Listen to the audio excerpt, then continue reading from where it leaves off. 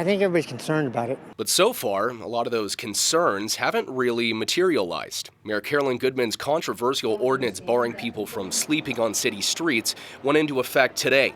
People we talked to lined up at one of the local shelters tonight said they're worried about police getting too involved in their business. I try to stay out of the cops' way and stuff as much as possible. It's all we can really do. The mayor has been painting her own picture of enforcement.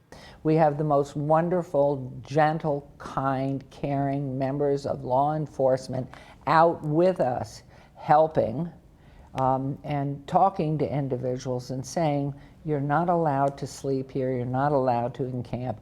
Let us help you go down to the courtyard. Have you guys seen that today? I haven't seen. In reality, what we saw, or rather didn't see, was much law enforcement, period.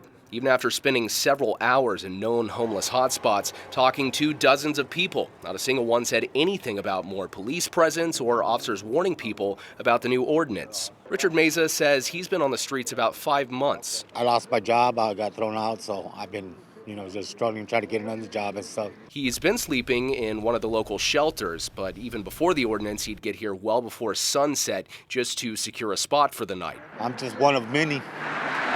Now, he says those beds just became an even hotter commodity. We've got to get in line for everything. See the big line we got there? Just to try to get a bed, it's hard.